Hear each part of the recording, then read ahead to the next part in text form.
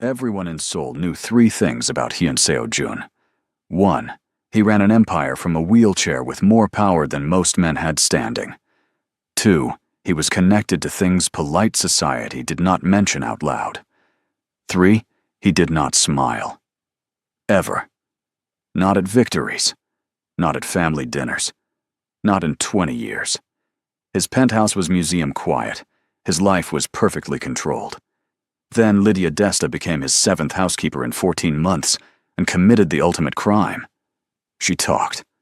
About everything. About nothing. About the weather, her sister, and why his apartment looked like it was decorated with sadness. He told her to stop. She smiled and kept going. He tried to fire her. Somehow, she stayed.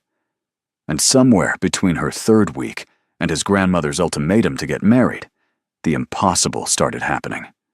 The corners of his mouth began to remember what they were built for. Hyun Seo-jun had not smiled in 20 years, 4 months, and 16 days. Not at board meetings where men twice his age stammered through presentations. Not at family dinners where his grandmother ruled the table like a general. Not even when his company's stock hit record highs and Secretary Yang practically bounced into his office with the news. The man simply did not smile. He sat now in his wheelchair behind a black desk that looked like it could survive a bombing, staring at his 7th potential housekeeper's resume. The agency had stopped sending people. 6 women in 14 months had quit, and the reviews they left were almost identical. Too quiet. Too cold. Too much like working in a tomb. Secretary Yang cleared his throat. "Sir, the candidate is here. Miss Lydia Desta. She's from Ethiopia. Her Korean is decent. References are clean. Send her in." The door opened. Lydia Desta walked into Hyun Seo-jun's office, wearing a black skirt, white blouse, and the kind of smile that made the room feel smaller. She had her hair pulled back, simple earrings, and she was looking directly at him. Not at the wheelchair, not at the view behind him, at him. "Good morning," she said, her accent wrapped around the Korean words like she was still getting used to their shape. "I'm Lydia. You're Mr. Hyun. This building is really tall. I counted 47 floors on the way up, but the elevator buttons only go to 45, so I'm not sure what happened to the other 2. "Are they secret?" Secretary Yang made a choking sound. Seo-jun stared at her. Nobody asked him about the private floors. Nobody asked him anything that wasn't carefully rehearsed. "Sit," he said. She sat, folded her hands, kept smiling. "The position requires discretion," he began. "I'm very discreet. Silence during working hours. I can be quiet. No personal phone calls in shared spaces. That's reasonable. No rearranging furniture or decor without explicit permission." Lydia tilted her head. "Is that because you like things a certain way? Or because you don't like change?" The room went so quiet you could hear the air conditioning hum. Secretary Yang looked like he wanted to climb out the window. Seo-jun leaned forward slightly. His voice dropped. "Miss Desta, do you want this job?" "Yes." "Then why are you asking questions that have nothing to do with cleaning?" "Because I'm going to be in your space every day, and I'd like to know if you're particular because of preference or because of control. It helps me do my job better. Honest, direct, completely unafraid." Seo-jun had people investigated for less bold behavior. He had ended business partnerships over a misplaced word. But this woman sat across from him like they were discussing the weather. "You start tomorrow," he said. 6 in the morning. Secretary Yang will provide you with the entry codes and rules. Break any of them, and you're dismissed immediately. Understood?" "Understood." She stood, bowed politely, then paused at the door. "Also, the plant on your desk is dying. It needs less light and more water, just so you know." She left. Secretary Yang waited exactly 10 seconds. "Sir, should I call the next candidate?" "No, she'll do. But I know what she did." Seo-jun turned his chair toward the window. "She's either brave or stupid. Either way, She won't be boring. The next morning, Lydia arrived at 5:53. She met Secretary Yang in the lobby, received a tablet with 72 rules, 11 emergency contacts, and a floor plan of the penthouse that looked more complicated than it needed to be. Mr. Hyun is very private, Secretary Yang explained, as they rode the elevator up. He doesn't like small talk. He doesn't like noise. He especially doesn't like people hovering. Got it. Private. Quiet. No hovering. The previous housekeepers, they found it difficult. He's not unkind. But he's cold? Secretary Yang winced. Focused. The elevator opened directly into the penthouse. Lydia stepped out and tried not to react. She had cleaned houses before, nice ones. But this was different. Everything was gray, or black, or white. The furniture looked expensive and uncomfortable. There were no pictures on the walls. No plants except the dying one from yesterday. The whole place felt like a very elegant waiting room. He's in his office, Secretary Yang whispered.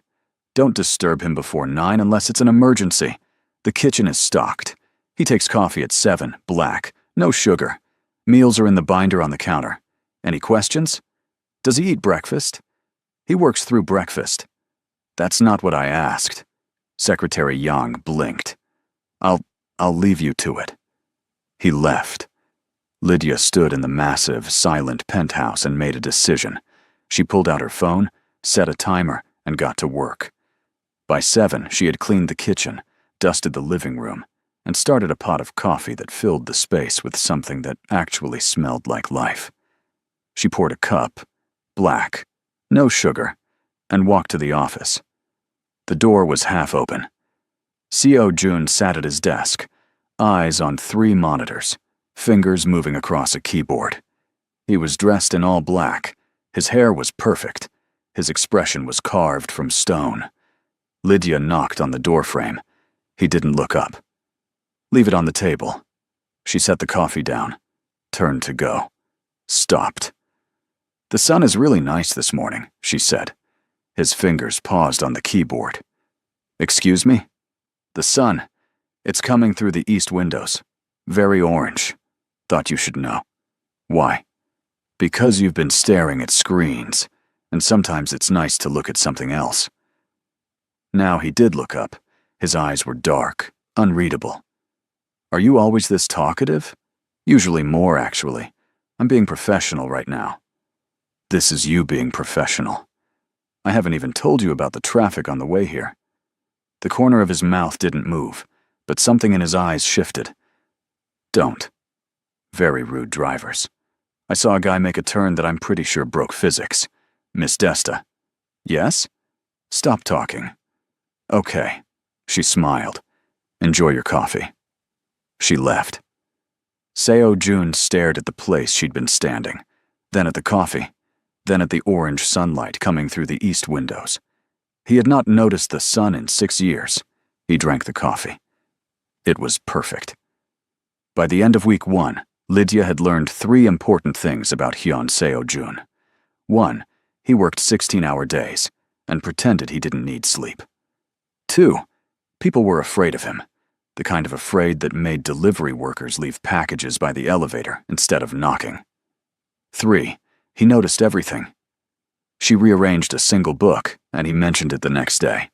She used a different soap, and he asked if the supplier had changed. He didn't miss anything. So she started testing it. On day 8, she moved his coffee cup 3 inches to the left. Why has my cup moved? He asked that evening. The steam was hitting your mousepad. I shifted it. Day 9, she played music while cleaning. Soft, instrumental, barely audible. He appeared in the hallway. What is that? Music. It's from back home. Do you want me to turn it off? He listened for 5 seconds. Keep it low. Day 10, she cooked lunch, way too much, and left half of it covered on the counter. At 3 in the afternoon, she came back from cleaning the guest rooms and found the plate empty in the sink. She grinned. Hey, if you're enjoying this story so far, do me a quick favor. Tap that like button. It actually helps more than you think. And stick around. because what happens next is going to surprise you. On day 14, Secretary Yang pulled her aside during a supply delivery. "You're lasting longer than the others," he said quietly. "Is that unusual?" The last woman quit on day 4. Said she felt like she was working for a ghost. He glanced toward the office. "Mr. Hyun, he's not always been like this." Lydia kept, her voice casual. "Like what?" "So closed off. There was an accident years ago. He doesn't talk about it. Doesn't like people asking." I wasn't going to ask. Good, because the last person who did got fired on the spot. Lydia nodded, but her mind was working. She had noticed things. The way Seo-jun gripped the wheels of his chair when he was frustrated. The locked drawer in his desk that sometimes clicked open late at night. The phone calls he took in English, low and clipped, that made the air feel heavy afterwards. This man was not just rich and cold. He was buried under something. That night, she was cleaning the hallway when she heard a sound from the office. A sharp intake of breath, tight and controlled. She should have walked away. Rule number 34. Do not disturb Mr. Hyun during private matters. She walked toward the office instead. The door was cracked open. Inside, Seo-jun sat with his back to her, one hand gripping the arm of his wheelchair, the other pressed against his leg. His shoulders were tense. Lydia knocked softly. "Do you need anything?" "No." His voice was strained. "Are you sure?" "Leave." She should have listened. Instead, she pushed the door open a little more. "If you're in pain, I can." I said, "Leave." He didn't turn around, but his tone could have frozen water. Lydia hesitated, then stepped back. "Okay, I'm going. But there's tea in the kitchen if you want it. The kind that helps with tension." She left before he could respond. The next morning, the tea was gone. Week 3 started with rain, the kind of heavy gray rain that made Seoul look like a painting. Lydia arrived early, shook out her umbrella, and found Seo-jun already awake, sitting by the window. He wasn't working. He was just sitting, staring out at the rain. "Morning," she said carefully. He didn't respond. She made coffee, brought it to him, and set it down without a word. As she turned to go, he spoke. "Do you like the rain?" She stopped. He had never asked her a personal question. "Yes, it's nice." "Why?" "Because it makes everything slow down. People can't rush in the rain. They have to just be." He was quiet for a long moment. Then, "That's a good reason." It was the longest conversation they'd had. That afternoon, a woman arrived at the penthouse unannounced. She was older, 60s maybe, dressed in a way that made even the expensive furniture look cheap. She walked in like she owned the place. Lydia was in the kitchen. The woman spotted her immediately. "Who are you?" the woman asked. Not rude, just direct. "I'm Lydia. I work here. Can I help you?" "I'm Madam Hyun, Seo-jun's grandmother." She studied Lydia with sharp eyes. "You're new." 3 weeks. "You're lasting longer than the others?" "So I've heard." Madam Hyun smiled slightly. "Make me tea. Not the expensive kind. The kind people actually drink." Lydia blinked. "Okay." She made barley tea, the kind she'd brought from the Korean market near her apartment, because it reminded her of a drink from home. She poured 2 cups and set one in front of Madam Hyun. The older woman took a sip, nodded. "Good. Sit." "I should." "Sit." Lydia sat. "You're from Ethiopia," Madam Hyun said. It wasn't a question. "Yes, ma'am. What brought you to Seoul?" "Work. My sister wants to study here. I'm saving to bring her over." And you took a job cleaning houses. It pays well. Better than what I'd make back home." "Do you find my grandson difficult?" Lydia chose her words carefully. "I find him private." "That's diplomatic." Madam Hyun's eyes glinted. "He's been private for a long time. Too long. This house is too quiet. I've noticed. Have you also noticed he comes out of his office more than he used to?" Lydia paused. Does he? Secretary Yang reports to me. He says Seo Jun has been taking lunch, drinking tea in the evenings. Small things. She leaned forward. What are you doing differently? I'm just doing my job. No, you're doing something else. Madame Hyun stood. Keep doing it. She left before Lydia could ask what she meant. That evening, Seo Jun called Lydia into his office. She went, confused, and found him holding a small box. My grandmother was here, he said. Yes, she's nice. She likes you. Is that bad? It's unusual. She doesn't like most people. He slid the box across the desk. She left this, said to give it to you. Lydia opened it. Inside was a simple bracelet, silver, delicate. I can't accept this, she said immediately. You don't have a choice. When my grandmother gives a gift, you take it. He paused. What did you two talk about? Tea. My sister. Nothing important. She doesn't do nothing important. Lydia looked at him, really looked. He seemed tired, not physically, but in a deeper way.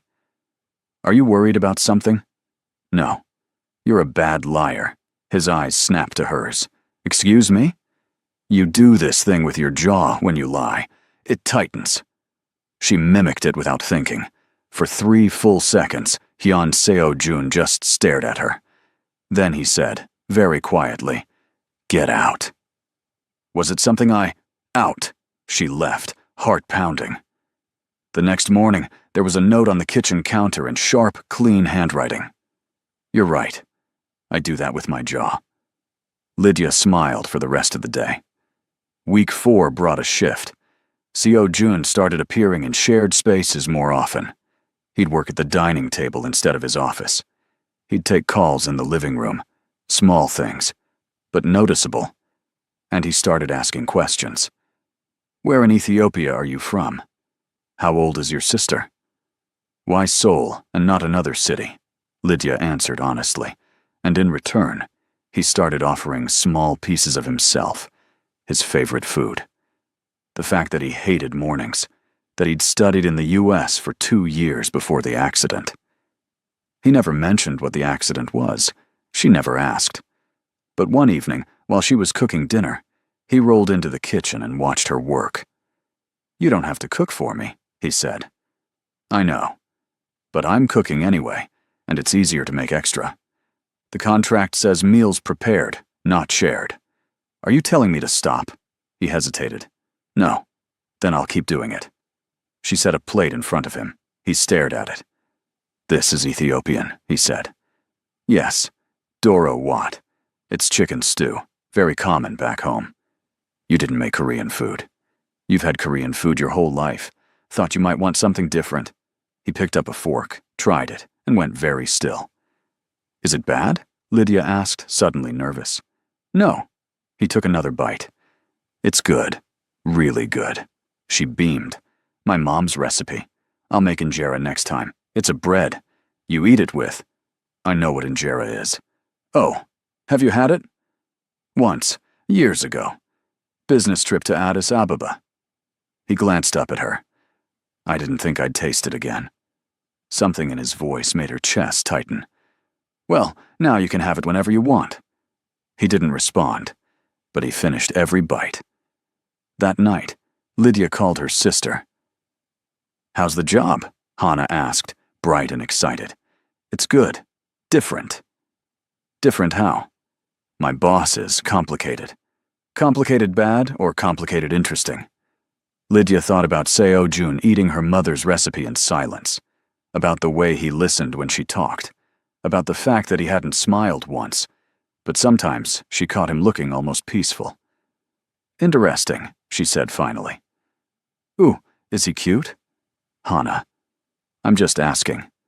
Focus on your entrance exams. I am. I got my scores back, by the way. High enough for Seoul National University. Lydia's heart jumped. Hannah, that's incredible. I know. Which means I need to apply soon. Which means I know. I'm working on it. She glanced toward the office, where light still glowed under the door. I'll have enough. I promise. After she hung up, she sat in her small room off the kitchen and did the math again. 6 more months. Maybe 8. Then she could bring Hana over, pay the tuition, and they'd be together. She could do this. She had to. The next day, Madame Hyon returned. This time, she didn't come alone. Lydia opened the door to find her standing with 2 other women, both younger, both dressed like they were attending a business meeting. "Is my grandson here?" Madame Hyon asked. "He's in a conference call." "Good. We'll wait." They swept in. Lydia made tea, because apparently that was her role now, and tried not to eavesdrop. She failed. "You can't be serious," one of the women was saying. "A marriage clause? At his age?" "The board is concerned," Madame Hyon replied calmly. "Seo Jun is brilliant, but he's isolated. They want stability, a family image. So you're forcing him to marry. I'm giving him options. He can choose someone suitable, or I'll choose for him." The other woman laughed. "He'll never agree." "He will, because he knows what's at stake." Lydia's hand stilled on the teapot. "Marriage clause? What?" Before she could process it, Seo Jun's office door opened. He came out, saw the gathering, and his entire demeanor shifted. Colder, sharper. "Grandmother, what is this?" "A conversation." "Sit. I'm working." "You're always working. Sit." He sat. Madame Hyon gestured to the 2 women. "You remember Miss Park and Miss Choi, both from good families, both interested." Seo Jun's jaw did the thing Lydia had mentioned. "You're not serious." "I'm completely serious. The board votes in 6 months. You need a wife before then, or they'll vote to restructure your position." "Let them vote." "Seo Jun, I'm not marrying someone because of a board's opinion. Then you'll lose the company your father built." The room went dead silent. Seo Jun's face was a mask. "You would let that happen?"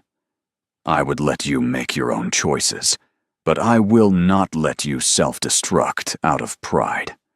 Madame Hyon stood. 6 months. Find someone or I'll arrange it myself." She left. The 2 women followed, both glancing back at Seo Jun with expressions Lydia couldn't read. When the door closed, Seo Jun sat motionless. Lydia should have stayed quiet, should have gone back to work. Instead, she said, "That was intense." His head snapped toward her. "How much did you hear?" "Enough." And it sounds like your grandmother is very determined. She's manipulative.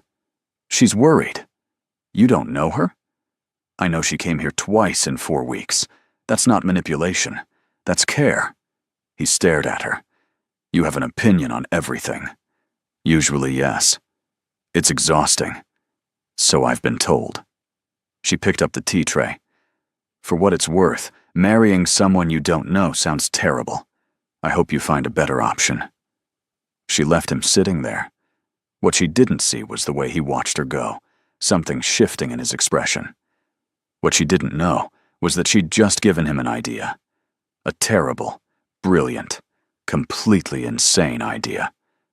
3 days after Madame Hyon's ultimatum, Seo Jun worked until 2 in the morning, slept for 3 hours, and made a decision that would have seemed impossible 6 weeks ago. He was going to ask his housekeeper to marry him, not romantically, not emotionally, contractually. It made perfect sense in the coldest, most logical way. Lydia needed money for her sister. He needed a wife in name only. She was already living in his space, already knew his routines, and most importantly, she didn't look at him with pity or fear or calculation. She just looked at him like he was a person who happened to be in a wheelchair. That alone made her better than every option his grandmother had paraded through.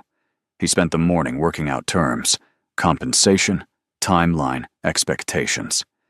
By noon, he had a contract drafted. By evening, his nerves, something he hadn't felt in years, were trying to surface. He ignored them. At 8, he called Lydia into his office. She arrived in casual clothes, her shift technically over, looking curious. "Is everything okay?" "Sit."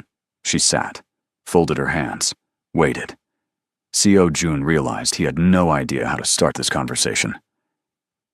You heard what my grandmother said, he began. About the marriage thing? Yes. I have 6 months to find a wife or lose my position as CEO. That seems extreme. It's business. Image matters. He paused. I've considered the options she provided. I'm not interested in any of them. Okay. So I'm proposing an alternative. Lydia tilted her head. What kind of alternative? He slid a folder across the desk. A contract marriage. 1 year. You'd live here, attend events as needed, and present as my wife publicly. In exchange, you'd receive a sum large enough to bring your sister to Seoul, cover her university tuition, and leave with significant savings. Silence. Lydia opened the folder. Her eyes scanned the first page, then the second. Her expression didn't change, but her hand stilled. You want to hire me as your wife, she said slowly. Yes. Like a job. Exactly like a job. SEO June, this is beneficial for both of us. You need money. I need a solution. This provides both. She looked up at him. This is completely unhinged. Is that a no? I didn't say that. She flipped another page. Separate rooms. Separate wings, if you prefer. No physical expectations? His face remained neutral, but his voice was firm. None. This is a professional arrangement. What about your family? Your grandmother? They'll believe what we show them. And when the year ends, we divorce quietly. You leave with the money, I keep my position. Clean ending. Lydia sat back. Her fingers drummed on the folder. Let me see if I understand. You want me to pretend to be your wife for a year. Lie to everyone, including your grandmother, and then just walk away like it never happened. Yes, that's your plan. It's a good plan. It's insane. You said that already. She laughed. Actually laughed. The sound filled the quiet office like something foreign. You really don't see how weird this is? I see exactly how weird it is. I also see that it solves both our problems. What if I say no? Then I'll find another option, and you'll continue working here until you've saved enough, which, based on your current salary, will take approximately 3 years. Lydia's expression shifted. He'd done the math, and she knew it. Can I think about it? She asked. You have 24 hours. She stood, folder in hand. Okay. I'll give you an answer tomorrow. She made it to the door before he spoke again. Lydia. She turned. I know it's strange, he said quietly, but I wouldn't ask if I didn't think you could handle it. Something in her eyes softened. I'll think about it. That night, Lydia sat in her small room and read the contract 4 times. The money was real, enough to change Hana's entire life, enough to give her sister opportunities they'd only dreamed about. But marrying her boss? Even fake marrying him? She called Hana. Hey, her sister answered. What's wrong? Why do you think something's wrong? Because you never call this late. Spill. Lydia took a breath. If someone offered you a lot of money to do something weird but not dangerous, would you do it? How weird. Like, pretend to be married. Weird. Silence. Then Hana said very carefully, Is your boss asking you to fake marry him? How did you? Lydia, I watch dramas. This is literally a drama plot. Oh my God, is he asking you? Maybe. Hana screamed, actual screaming.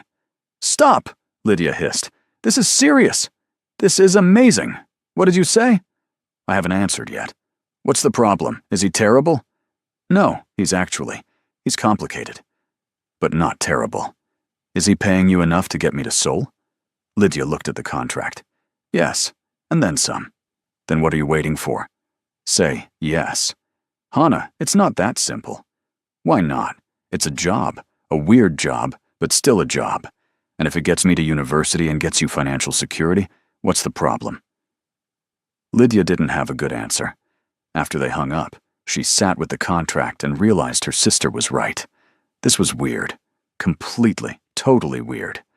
But it was also an opportunity. The next evening, she found Seo Jun in his usual spot, working late. I have an answer, she said. He looked up. His expression was controlled, but she'd learned to read the small signs, the slight tension in his shoulders, the way his fingers stilled on the keyboard. He was nervous. And, he asked, I have conditions. Name them. 1. We tell no one it's fake. Not your grandmother, not Secretary Yang, no one. If we're doing this, we commit. Agreed. 2. You treat me like a person, not an employee. I'm not going to be ordered around. I can do that. 3. If at any point this gets dangerous, emotionally or otherwise, we renegotiate. He nodded slowly. Fair. And 4. She met his eyes. When this is over, we walk away clean. No drama. No mess. That's the plan. She took a breath. Okay. Okay? Yes. I'll do it. For the first time since she'd met him, Hyun Seo-jun looked genuinely surprised. You're agreeing? Don't make me change my mind. The corner of his mouth almost moved. Almost. When can you start? Start what? Being my fiancé. We'll need to make it public soon. How soon? This week. Lydia's eyes widened. That's very fast. My grandmother doesn't wait. The faster we move, the less suspicious it looks. Okay. So what? We just announced we're engaged? We have dinner with my grandmother first. Let her think she influenced the decision. You want to manipulate your grandmother? I want to manage her expectations. There's a difference. Lydia shook her head. You're unbelievable. Is that a compliment? I haven't decided yet. This time, his mouth definitely moved. Not a smile. But something close. If you are still watching, I need you to do something for me real quick. Drop a comment and tell me what you think Seo-jun's grandmother is going to say when she finds out. I read every single one. The dinner was planned for Saturday.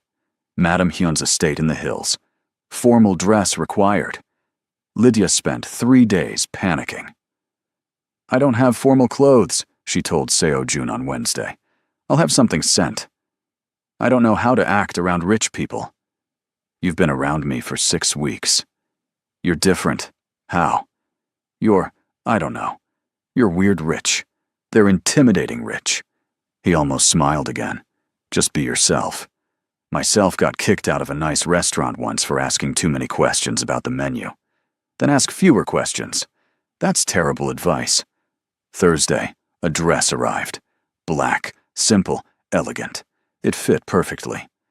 Friday, Secretary Yang gave her a briefing on family members. Names, positions, who to avoid, who to charm. Mrs. Hyun's younger brother will be there, he said. He's going to ask invasive questions. Just smile and deflect. Deflect how? Say something vague and change the subject. I'm bad at vague. Then say something charming. I'm better at that. Saturday arrived. Seo-jun's driver picked them up at 5. Lydia wore the black dress. Seo-jun wore a dark suit. They looked like they were attending a funeral. Nervous? He asked as the car wound through the hills. Terrified. Don't be. You've already met her. She likes you. She liked me as the housekeeper, not as the fake fiancé. She doesn't know it's fake. That makes it worse. He glanced at her. You can still back out. And lose the opportunity to see you squirm through a family dinner. Never. He actually huffed, almost like a laugh. I don't squirm. Everyone squirms around family. I don't. 20 minutes later, they arrived. The estate was huge, not modern like Seo-jun's penthouse. Old, traditional, the kind of place that had history in the walls. Madam Hyun met them at the entrance. She looked at Lydia, then at Seo-jun, then back at Lydia. You're wearing the bracelet I gave you, she said. Lydia touched her wrist. Yes, ma'am. It's beautiful. It was my mother's. Madam Hyun's eyes glinted. I only give it to people I trust. I'll take good care of it. I know you will. She turned to Seo-jun. You're late. Traffic. You're always late. Come, everyone's waiting. They followed her inside. The dining room held 8 people. Seo-jun's uncle, a man with sharp eyes and sharper questions. 2 cousins, both watching Lydia like she was a puzzle, an aunt who smiled but didn't mean it, and a few others Lydia couldn't remember from Secretary Yang's briefing. She was introduced as Seo Jun's girlfriend. The room went silent. "Girlfriend," the uncle said. "Since when?" "Recently," Seo Jun replied calmly. "How recently?" "Does it matter?" "It matters when you've been famously single for a decade and suddenly appear with me," Lydia finished. She smiled brightly. "I know, it's surprising. I was surprised too." The aunt leaned forward. "How did you meet?" "I worked for him." "Worked?" "I was his housekeeper." You could have heard a pin drop. The uncle's face went through several expressions. "You're dating the help?" "I'm dating Lydia," Seo Jun said. His voice was ice. "Her previous job title is irrelevant." "Grandmother," the uncle turned to Madame Hyun. "You can't possibly approve of this." Madame Hyun sipped her tea. "Why wouldn't I?" "Because she's foreign? Educated? Charming?" Madame Hyun set down her cup. "All qualities I appreciate." Lydia tried not to gape. Dinner was served. It was the longest meal of Lydia's life. Questions came from every direction. "Where are you from? How long have you been in Seoul? What do your parents do? Do you speak Korean well? What are your intentions?" She answered honestly when she could, and vaguely when she couldn't. Seo Jun stayed beside her, a quiet, steady presence. At one point, his cousin, a man named Min-jae, leaned over. "You've got everyone talking. That's impressive. Is that good or bad? Depends on what you want." "I want to eat dinner without feeling like I'm being interviewed," Min-jae laughed. "Good luck with that." After dinner, Madame Hyun pulled Lydia aside. They stood in a hallway lined with family portraits. Seo Jun's father, his grandfather, generations of Hyun power. "You handled yourself well," Madame Hyun said. "Thank you. My grandson is not an easy man. I've noticed. He's been alone a long time, by choice. I know. Do you know why?" Lydia hesitated. "Not entirely." Madame Hyun studied her. "When he was 23, there was a car accident. He was driving. His best friend was in the passenger seat." She paused. The friend didn't survive. Seo Jun lost the use of his legs and the ability to forgive himself. Lydia's chest tightened. "He's been punishing himself ever since," Madame Hyun continued, "keeping everyone at a distance, working himself into the ground. I've watched him disappear into that penthouse, and I couldn't reach him." She looked directly at Lydia. "But you did." "I didn't do anything." "You made him come out of his office. You made him eat meals. You made him notice the sun." Madame Hyun's voice softened. "That's not nothing." Lydia didn't know what to say. "Whatever is between you two," Madame Hyun said, "real or complicated, or somewhere in between, don't let him retreat again. Promise me that." "I promise." They returned to the dining room. Seo Jun was waiting by the door, his expression unreadable. On the drive home, he was quiet. "Your grandmother told me about the accident," Lydia said gently.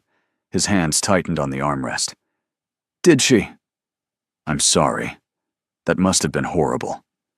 "It was a long time ago." "Doesn't make it less horrible." He turned to look out the window. "I don't talk about it." "Okay. Most people push, try to get me to open up. I'm not most people." He glanced at her. Something in his face shifted. "No, you're not." They rode the rest of the way in silence, but it wasn't uncomfortable. The engagement was announced 3 days later. Secretary Yang handled the press release. Simple, clean. Hyun Seo Jun, CEO of Hyun Group, is engaged to Lydia Desta. Private ceremony planned. The response was immediate. News outlets picked it up. Social media exploded. Half the comments were supportive. The other half were vicious. Gold digger. Foreigner. What does she want from him? Lydia made the mistake of reading them once. She didn't do it again. Seo Jun found her in the kitchen that evening, staring at her phone. Stop reading, he said. I'm not. You are. Your face does this thing when you're upset. What thing? Your eyebrows scrunch together. She touched her forehead. They do not. They do. She set the phone down. People are mean. People are always mean. Ignore them. Easy for you to say. It's not easy. But it's necessary. He rolled closer. This is going to get worse before it gets better. If you can't handle it, tell me now. I can handle it. Are you sure? She met his eyes. Yes. He nodded. Good. Because tomorrow, we're doing our first public appearance. Her stomach dropped. Where? Charity gala. Very public. Very visible. I don't know how to gala.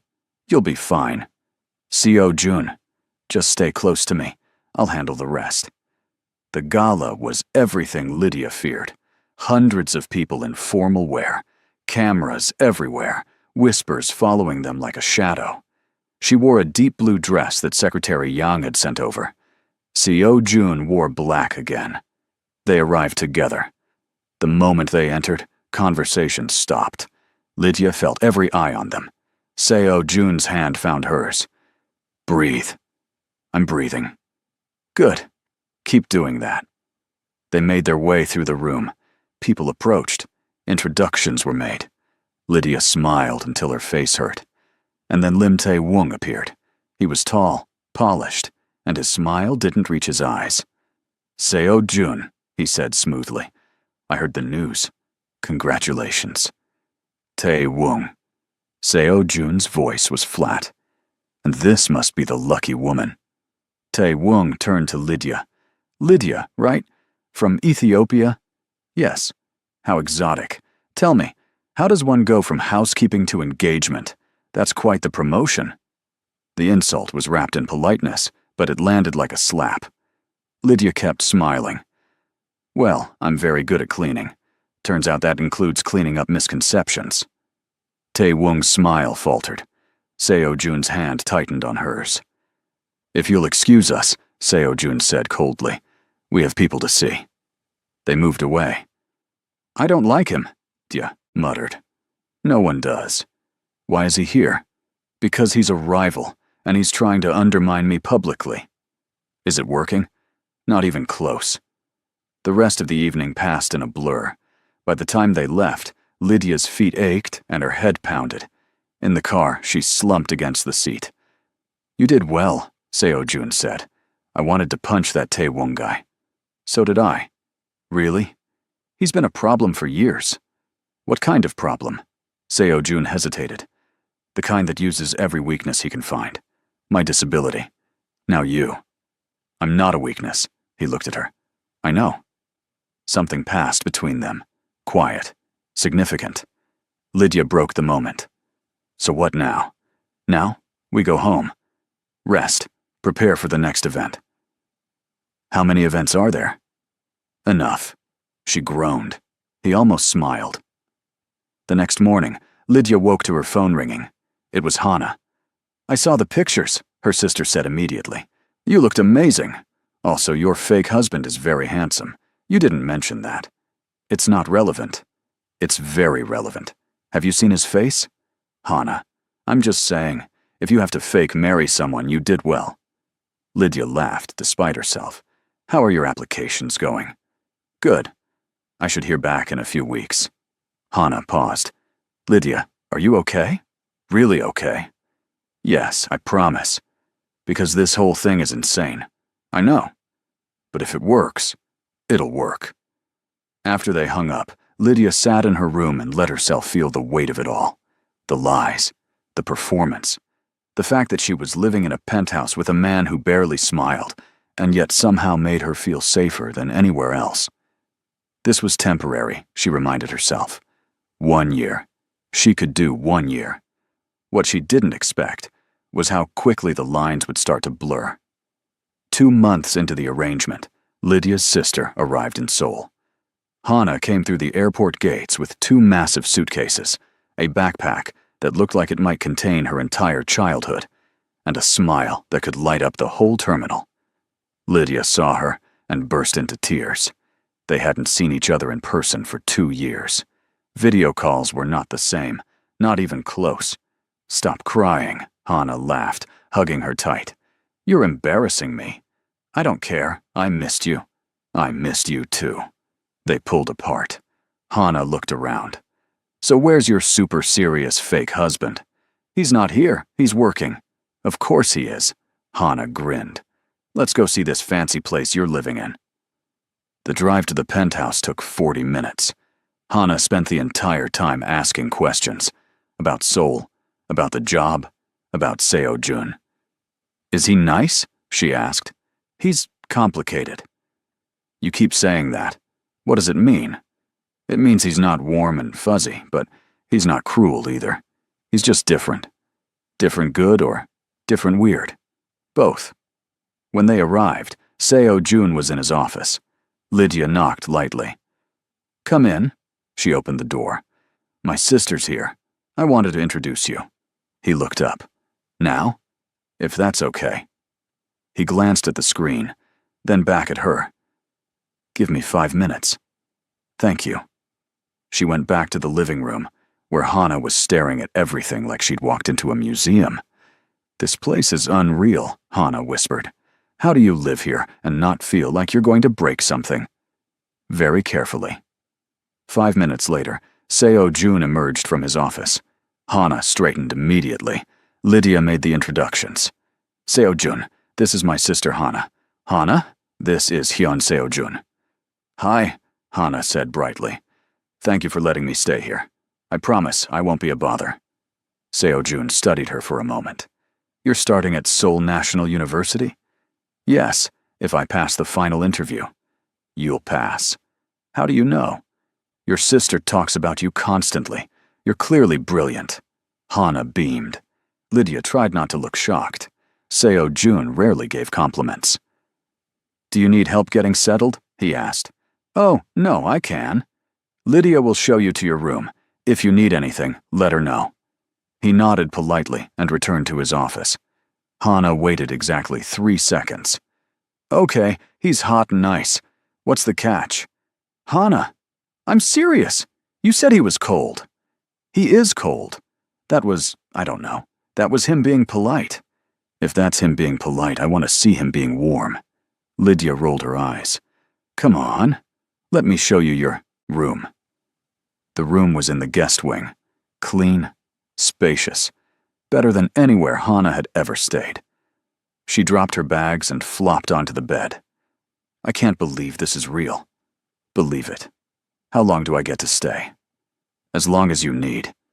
Hana sat up. "Lydia, seriously, thank you. For everything. I know this whole fake marriage thing is weird, but it's worth it. You're worth it." They hugged again. Over the next few days, Hana settled in.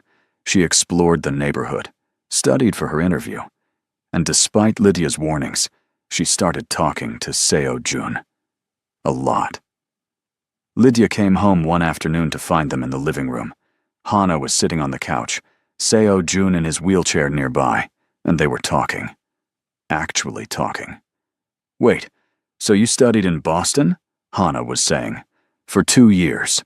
Did you like it?" "It was different." "Different good or different bad?" "Different cold. I wasn't used to snow."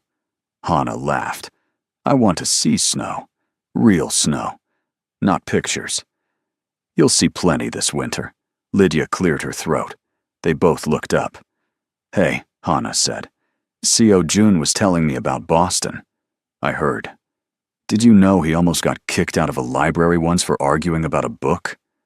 Lydia blinked. "What?" Seo-jun's face remained neutral, but there was something in his eyes. "It was a misunderstanding." "He argued with the librarian about translation accuracy," Hana continued, delighted, "for 30 minutes. "She was wrong," Seo-jun said simply. Lydia tried not to smile.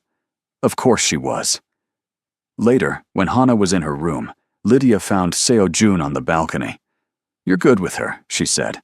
"She's easy to talk to." "You don't talk to anyone. I talk to you." "That's different." "How?" Lydia paused. "I don't know. It just is." He looked at her, the city lights reflected in his eyes. She reminds me of my younger cousin, before everything got complicated. You miss that. I miss a lot of things. It was the most honest thing he'd ever said to her. For what it's worth, Lydia said softly, I think you're a good person. You don't know me well enough to say that. I know you let my sister stay here. I know you talk to her about libraries and snow. I know you're not as cold as you pretend to be.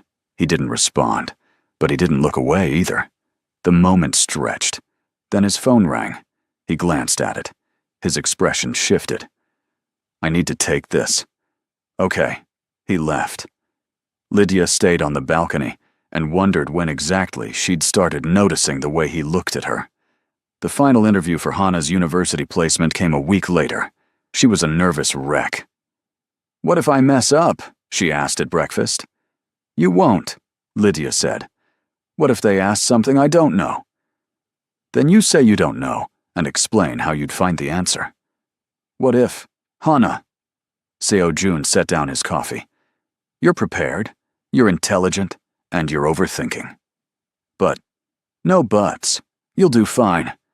Hana stared at him. You really think so? I don't say things I don't mean. She relaxed. Okay. I can do this. After she left, Lydia turned to Seo Jun. Thank you. For what?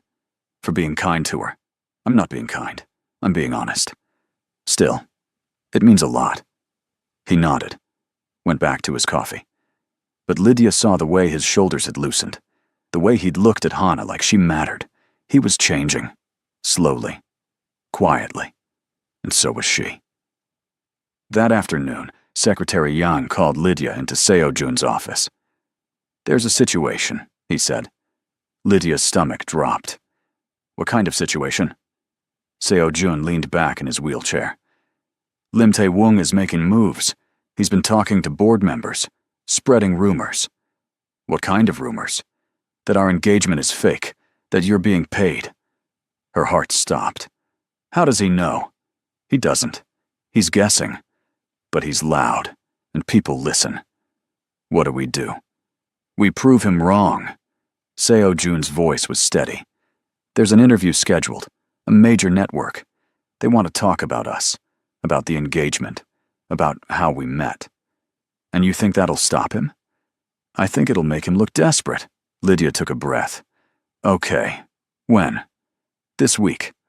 That's fast. It has to be. She nodded. Then let's do it. The interview was set for Thursday, a lifestyle show. Soft lighting, comfortable chairs.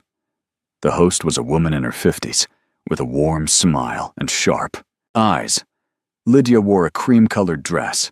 Seo Jun wore his usual dark suit. They sat side by side. The cameras rolled. So, the host began, you two have become quite the topic of conversation. Seo Jun nodded. So I've heard. How did you meet? Lydia worked for me, he said calmly. She was my housekeeper. And that turned into romance? Lydia smiled. Not immediately. He was very professional at first. Very cold, you mean, the host teased. I didn't say that. But you thought it. Maybe a little. The audience laughed. The host turned to Seo Jun. What changed? He paused, looked at Lydia. She did. How so? She didn't treat me differently. Most people see the wheelchair or the name or the reputation. She just saw me. It wasn't in the script. He'd gone off book. Lydia's heart did something complicated. And you? The host asked Lydia. When did you know? Know what? That you loved him. The room went quiet. Lydia's mind raced. This wasn't part of the plan. They'd rehearsed answers. Safe answers. But the host was waiting. The cameras were rolling. She looked at Seo Jun. His face was unreadable, but his eyes were asking her to trust him. I don't think it was one moment, she said slowly. I think it was a lot of small things. The way he listened when I talked. The way he remembered details I didn't think mattered. The way he made space for my sister without hesitation. She paused. He acts like he's made of ice, but he's not. He's just careful. And I don't blame him for that. The host smiled. That's beautiful. The rest of the interview passed in a blur. When it was over, they left through a side exit. The car was waiting. Inside, Lydia let out a breath. That was intense. You did well. I went off script. So did I. She looked at him. Did you mean it? What you said about me seeing you? He met her eyes. Yes. Oh. They rode in silence, but it wasn't uncomfortable. It was heavy with things neither of them knew how to say. The interview aired 2 days later. It went viral. Not for scandal, for sweetness. Clips circulated. Comments poured in. The narrative shifted. Suddenly, they weren't a CEO and his housekeeper. They were a love story. Lim Tae-woong's rumors lost traction. Madame Hyun called that evening. I watched the interview, she said. Lydia braced herself. And you two are either very good actors, or something real is happening. Don't lie to me, child. I've lived too long to be fooled. But her voice was warm. Whatever this is, I approve. After she hung up, Lydia found Seo-jun in his office. Your grandmother called. I know. She called me too. What did she say? That she's pleased. He looked up. And that she expects a real wedding within the year. Lydia's eyes widened. What did you tell her? That we'd discuss it. Seo-jun, we can't. I know. He paused. But we have time to figure it out. She nodded, but standing there, looking at him in the low light of his office, she realized something terrifying. She didn't want to figure it out. She wanted it to be real. A month before the contract was set to end, everything fell apart. Hana came home one afternoon, her face pale. What's wrong? Lydia asked immediately. There are people outside my campus, reporters. They were asking about you, about Seo-jun, about whether the marriage is real. Lydia's blood ran cold. What did you say? Nothing. I just left. But Lydia, they know where I go to school. They know who I am. Seo-jun appeared in the hallway. What happened? Hana explained. His face darkened. Pack a bag, he said to Hana. You're staying here until this settles. I can't just... Yes, you can. His voice was firm. I'll handle it. He made 3 phone calls. By evening, security was stationed outside the university. The reporters were removed, and a very polite but very firm statement was released by Hyun Group's legal team, but the damage was done.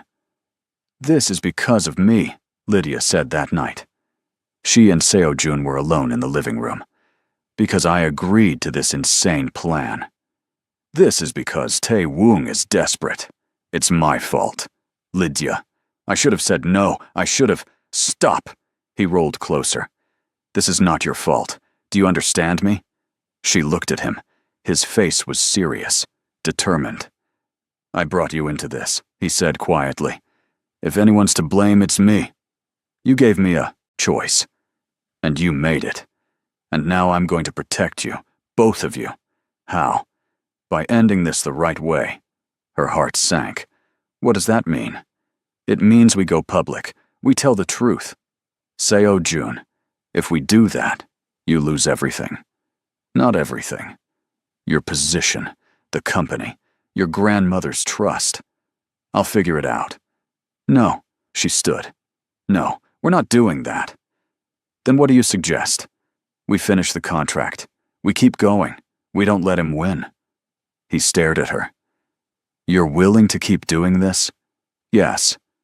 Why? Because I don't want it to end. Because somewhere along the way this stopped being fake. Because I think I'm falling for you, and I don't know how to stop. She didn't say any of that. Instead, she said, because we made a deal, and I keep my promises. Something in his expression cracked, just slightly. Okay. Okay? We keep going. She nodded. But that night, lying in her room, she knew the truth. This wasn't about the contract anymore. This was about something much more dangerous. The next few weeks were tense. Seo-jun increased security. Hana stayed close to home, and Lydia tried to pretend everything was normal. But it wasn't. Because Seo Jun started doing things he'd never done before. He asked her to have breakfast with him, not because it was part of the act. Just because. He watched movies with her and Hana in the evenings. He laughed. Actually laughed. At Hana's terrible jokes, and Lydia's stories, and the way they argued about which Korean drama was the best. One night, Hana fell asleep on the couch. Lydia covered her with a blanket. "She's happy here," Seo Jun said quietly. "She is. Are you?" Lydia looked at him. "Yes." "Good."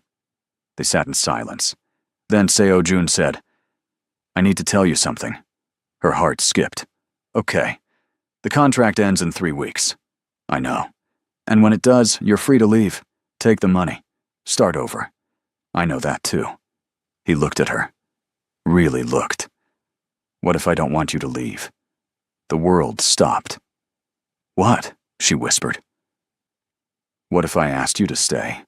Not as part of a contract, not as a fake wife, just stay." Seo Jun. "I know this is complicated. I know I'm not easy. But somewhere along the way, this stopped being an arrangement." His voice was raw. "You made me laugh, Lydia. You made me feel human again. And I don't want to lose that." Tears pricked her eyes. "You're serious." "I've never been more serious." "But your grandmother, the company, everything we've built on lies. We'll tell the truth. We'll deal with the fallout. Together. Together. If you want." She didn't answer with words. She crossed the space between them and kissed him. It was soft. Tentative. Real. When she pulled back, he was staring at her like she'd just rewritten his entire world. "Is that a yes?" he asked. "Yes." He smiled. Fully. Completely. It was the most beautiful thing she'd ever seen. "Before we wrap this up, I want to hear from you one last time. What part of this story hit you the hardest? Comment below, and if you're new here, hit that subscribe button because we've got more stories coming that you won't want to miss. They told Madame Hyon the truth 2 days later. Sat in her estate, explained everything. The contract, the arrangement, the way it had changed. She listened without interrupting. When they finished, she was quiet for a long moment. Then she said, "I knew." Lydia's eyes widened. "What?" "I knew from the beginning. You think I built an empire by being naive?" She smiled. "I knew it was a contract. I also knew my grandson needed someone who wouldn't let him hide." Seo Jun looked stunned. "You knew, and you said nothing?" "Because I wanted to see if it would become real. And it did." She stood. "So here's what's going to happen. You're going to get married. A real wedding this time. And you're going to stop lying to yourselves about what this is." Grandmother. "No arguments. I've already planned the menu." Lydia laughed. She couldn't help it. Seo Jun looked at her, then at his grandmother. Then he smiled. The wedding was small, intimate, just family and close friends. Hana cried through the entire ceremony. Madame Hyon looked smug. And when Seo Jun and Lydia exchanged vows, real ones this time, there wasn't a dry eye in the room. At the reception, Hana gave a speech. "My sister once told me she took a job to help me go to university." She said. "What she didn't tell me was that she'd end up finding a family. Seo Jun, you're scary and serious, and you don't smile enough. But you love my sister, and that makes you okay in my book." The room laughed. Seo Jun stood, raised his glass. To Hana, for reminding me that family isn't just blood. And to Lydia, for refusing to let me disappear. They toasted. Later, when the guests had left, and it was just the two of them, Lydia and Seo Jun sat on the balcony. "So," she said, "we're really doing this. We really are. No more contracts. No more contracts." She leaned against him. "I never thought I'd end up here." "Neither did I. Do you regret it?" He looked at her. "Not for a second." She smiled. And he smiled back. 20 years, 4 months, and 16 days. That's how long Hyun Seo-jun went without smiling. But now, sitting beside the woman who'd walked into his life with too many words and not enough fear, he couldn't stop. And he didn't want to. 1 year later, Hana graduated top of her class. The whole family attended. Madam Hyun in the front row. Lydia was crying before the ceremony even started. Seo-jun was holding her hand and pretending he wasn't emotional. At dinner afterwards, Hana told a story about her first week in Seoul. She tripped over the punchline in Korean, then insisted her version made more sense anyway. Seo-jun laughed, loud, full, unguarded. The whole table stopped. Lydia grinned at him. There he is. He squeezed her hand. Here I am. And for the first time in 20 years, Hyun Seo-jun wasn't hiding. He was home. If you made it this far, thank you for sticking with this story. Drop a comment letting me know what you thought. And don't forget to subscribe because we've got so many more stories like this coming your way. See you in the next one.